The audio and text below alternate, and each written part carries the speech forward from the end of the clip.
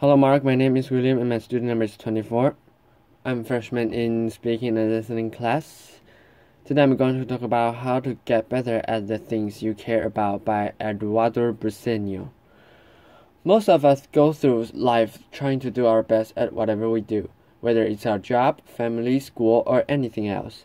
I feel that way. I try my best, but some time ago I came to a realization that I wasn't getting much better at the things I care about most. Whether it's being a husband or a friend or a professional or a teammate. And I wasn't improving much at those things even though I was spending a lot of time working hard at them. I've since realized from conversation I've had and from research that this stagnation, despite hard work, turned out to be pretty common. So I'd like to share with you some insight into what that is, and what we can all do about it. What I've learned is that the most effective people and teams in any domain do something we can all call emulate. They go through life deliberately alternating between two zones, the learning zones and the performance zone. The learning zone is when our goal is to improve. Then we do activities designed for improvement, concentrating on what we haven't mastered yet, which means we have to expect to make mistakes, knowing that we will learn from them. That is very different from what we do when we're in our performance zone, which is when our goal is to do something as best as we can to execute. Then we concentrate on what we have already mastered and we try to minimize mistakes. Both of these zones should be part of our lives, but being clear about when we want to be in each of them, with what goal, focus, and expectations, help us better perform and better improve. The performance zones maximize our immediate performance, while the learning zone maximizes our growth and our future performance. The reason many of us don't improve much despite of hard work is that we tend to spend almost all of our times in the performance zone. This hinders our growth and, ironically, over the long term, also our performance. So what does the learning zone looks like? Take Demosthenes, a political leader and the greatest orator and lawyer in ancient Greece.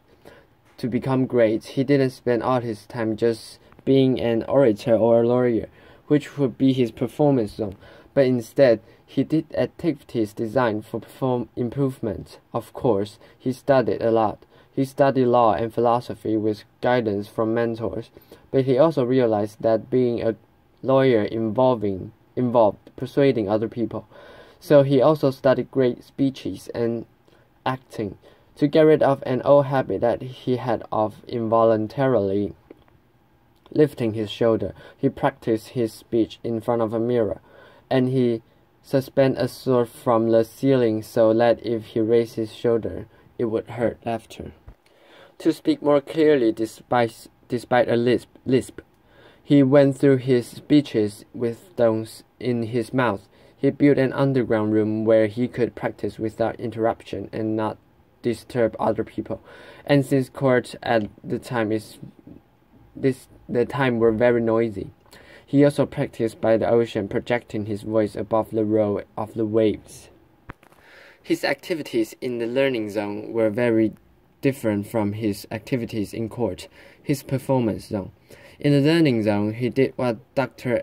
Anders Ericsson calls deliberate practice. This involves breaking down abilities into component skills, being clear about what sub-skills we're working to improve, like keeping our shoulders down, giving full concentration to a high level of challenge outside our comfort zone, just beyond what we can currently do, using frequent feedback with repetition and adjustment, and ideally engaging the guidance of a skilled coach, because activities designed for improvement are domain-specific, and great teachers and coaches know what those activities are and can also give us expert feedback.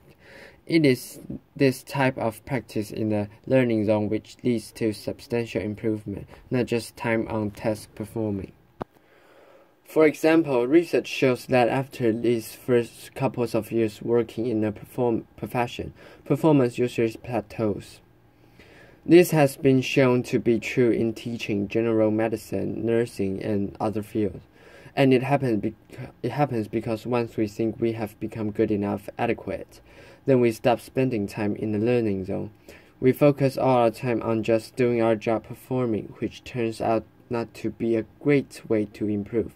But the people who continue to spend time in the learning zone do continue to always improve. The best salesperson people at least once a week do activities with the goal of improvement. They read to extend their knowledge, consult with colleagues or domain experts, try out new strategies, solicit feedback, and reflect. The best chess players spend a lot of time not playing games of chess, which would be their performance zone, but trying to predict the moves Grandmaster made and analyzing them. Each of us has probably spent many hours typing on a computer without getting faster, but if we spend 10 to 20 minutes each day fully concentrating on typing 10 to 20% faster than our current reliable speed, we will get faster, especially if we also identify what mistakes we're making and practiced typing those words. That's deliberate practice. In one other part of our lives, perhaps, that we care more about, are we working hard but not improving much because we're always in a performance zone? Now, this is not to say that the performance zones have no value. It very much does. When I needed a knee surgery, I didn't tell the surgeon, poke around in there and focus on what you don't know, laughter. Well, learn from our mistakes. I looked for a surgeon who I felt would do a good job, and I wanted her to do a good job. Being in a performance zone allows us to get things done as best as we can. It can also be motivating, and it provides us with information to identify what to focus on next when we go back to the learning zone. So the way to high performance is to alternate between the learning zone and the performance zones, purposefully building our skills in the learning zone, then applying those skills in the performance zone. When Beyoncé is on tour, during the concert, she's in her performance zone, but every night when she gets back to the hotel room, she goes right back into her learning zone. She watches a video of the show that just ended. She identifies opportunities for improvement for herself, her dancers, and her camera staff. And the next morning, everyone receives pages of notes with what to adjust, which they then work on during the day before the next performance. It's a spiral to ever-increasing capabilities, but we need to know when we seek to learn and when we seek to perform, and while we want to spend time doing both, the more time we spend in the learning zone, the more we'll improve. So how can we spend more time in the learning zone? First, we must believe and understand that we can improve, what we call a growth mindset. Second, we must want to improve at that particular skill. That has to be a purpose we care about, because it takes time and effort.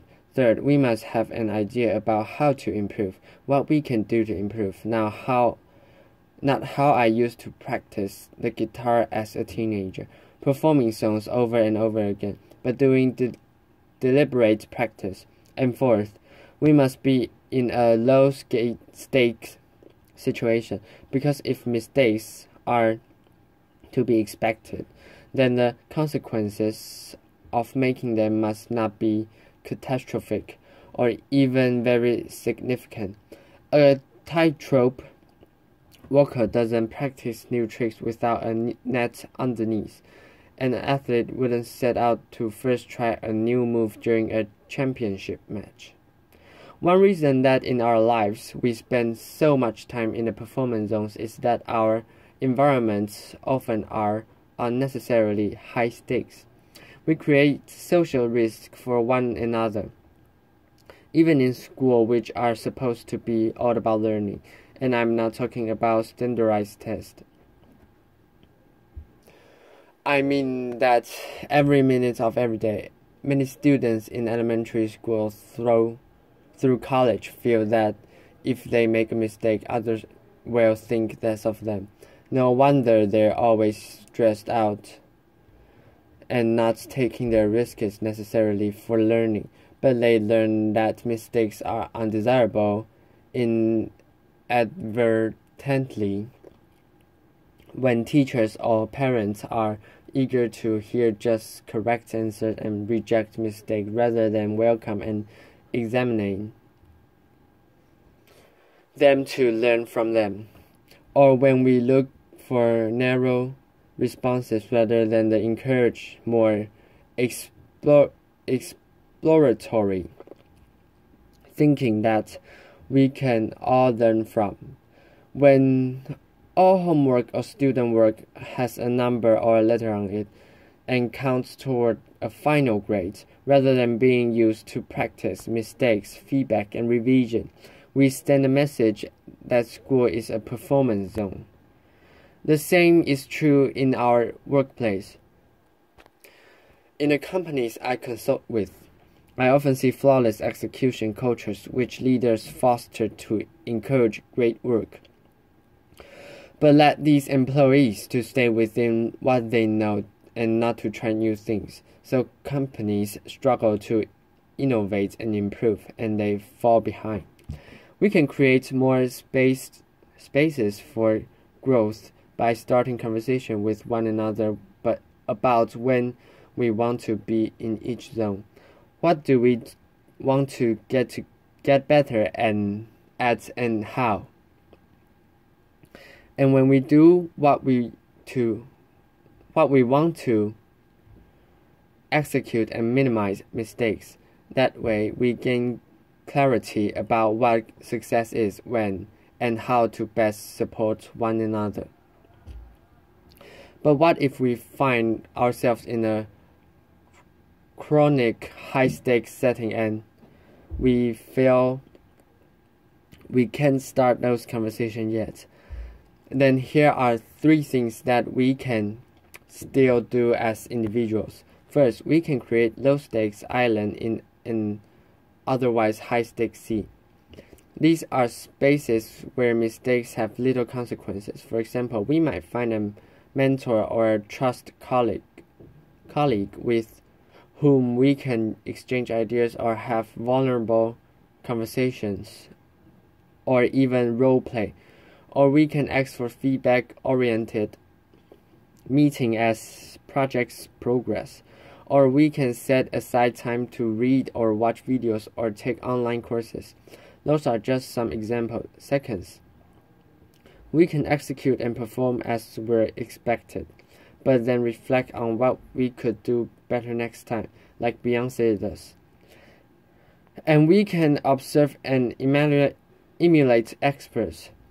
Their observation, reflection, and adjustment is a learning zone. And finally, we can lead and lower the stakes for others by sharing what we want to get better at, by asking questions about what we don't know, by soliciting feedback, and by sharing our mistakes and what we've learned from them, so that others can feel safe to do the same.